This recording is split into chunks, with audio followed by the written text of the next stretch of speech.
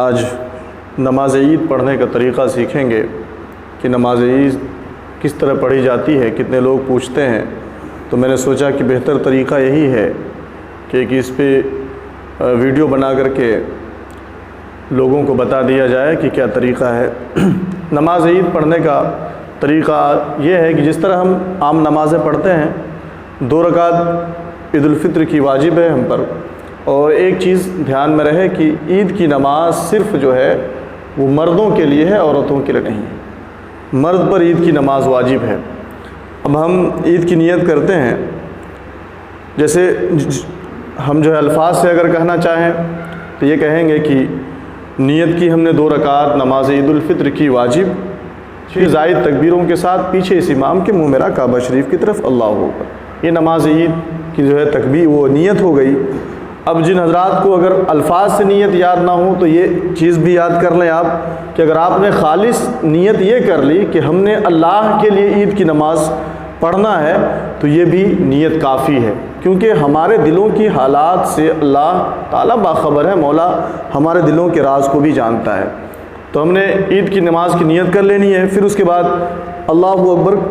کو جو ہے کہہ کر کے جو ہے ناف کے نیچے ہاتھ باندھ لینا ہے۔ ہاتھ باندھنے کے بعد پھر ثنا پڑھنا ہے، سبحانک اللہم و بحمدک و تبارک اسمک و تعالی جدک و لا الہ غیرک۔ ثنا پڑھیں گے، پھر اس کے بعد امام صاحب کی طرف جیسے امام صاحب ہاتھوں کو کان تک اٹھائیں گے، اللہ اکبر کہیں گے اور چھوڑ دیں گے، پھر اسی طرح دوسری بار بھی اللہ اکبر کہہ کے ہاتھ کو چھوڑ دیں گے، اور تیسری بار میں اللہ اکبر کہہ کے ہاتھ کو یہاں پہ پھر باندھ لینا ہے۔ اس کے بعد امام صاحب عام نماز کی طرح عام معمول کے حساب سے قرأت کریں گے، سورہ فاتحہ پڑھیں گے اور قرأت مکمل کریں گے، اور پھر رکوع میں اور سجدے میں جائیں گے۔ 1 رکعت یہ مکمل ہو گئی۔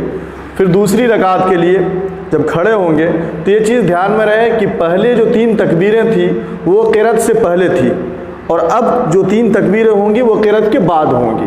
اب جو ہے جیسے امام صاحب سورہ فاتحہ اپنی قرأت کو مکمل کرنے کے بعد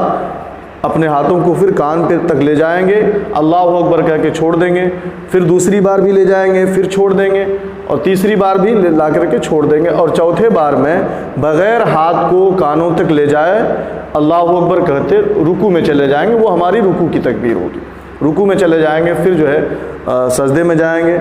جس طرح ہماری 2 رکعت نماز مکمل ہو جائے گی، اور امام صاحب پھر خطبہ پڑھیں گے، خطبہ کے بعد پھر دعا ہوگی انشاءاللہ تعالی۔ تو یہ عید کی نماز کا طریقہ بہت ہی آسان طریقے سے آپ کو بتایا گیا، اور آپ اسے ضرور دیکھیں اور سنیں، اور عید گاہ جانے سے پہلے اسے یاد کر لیں۔ اب یہ نہ ہو کہ کچھ لوگ جاتے ہیں اور وہاں پہ منتظر ہوتے ہیں کہ امام صاحب بتائیں تو پھر ہم اس کو یاد کریں پھر نماز پڑھیں۔ نہیں، آپ جس طرح عام چیزوں کے لیے اور جگہ جانے کے لیے تیاریاں کر کے جاتے ہیں، اسی طرح آپ عید کی نماز پڑھنے کے لیے جائیں تو نیت اور جو طریقے ہیں عید کی، اور جو 6 زائد تکبیر ہیں ہمیں کہاں کہاں کہنا ہے وہ بھی سیکھ کر کے جائیں، اور ساتھ ہی ساتھ عید کے دن غربا مساکین کا خاص خیال رکھیں، کیونکہ اللہ کے نبی صلی اللہ علیہ وسلم کی وہ پیاری سی بات ہمارے ذہن میں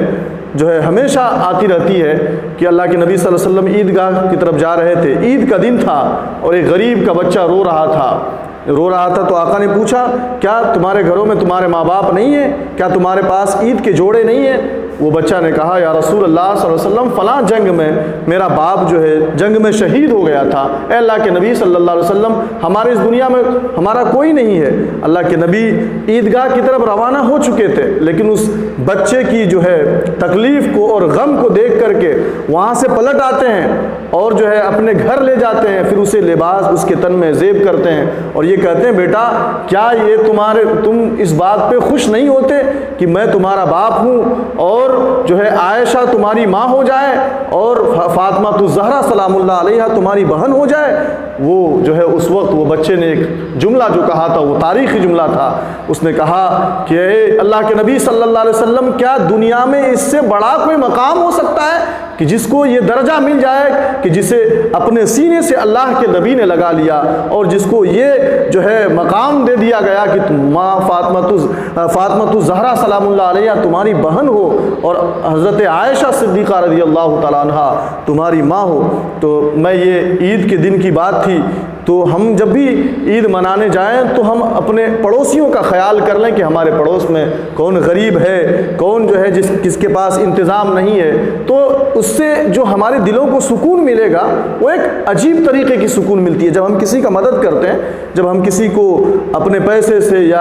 اپنے خزانوں میں سے کوئی چیز دے کر کے اس کی مدد کرتے ہیں تو ہمارے دل کو تو تسلی ہوتی ہے، لیکن وہ عرش پہ اللہ رب العزت اپنے فرشتوں میں رشک کر رہا ہوتا ہے اور فرشتوں پہ کہتا ہے، فرشتوں دیکھو تمہارا ہی قول تھا کہ یہ زمین پہ جا کے فتن و فساد کرے گا، لیکن دیکھو ہم نے اس کو تھوڑی سی نعمت کیا دی، یہ خود بھی کھا کر کے میسر جو ہے سکون پہ ہے اور میرے غریب بندوں کا بھی خیال رکھ رہا ہے اور اسے دوسروں کا خیال کر کے اس کے دل کو تسکین ملتا ہے، اس کو سکون ملتا ہے. تو میرے عزیزوں،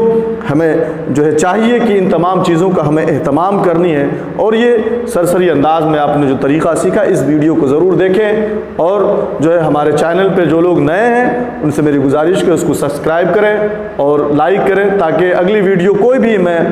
باتیں اگر دین کی بتاؤں تو آپ تک آسانی سے پہنچ جائے.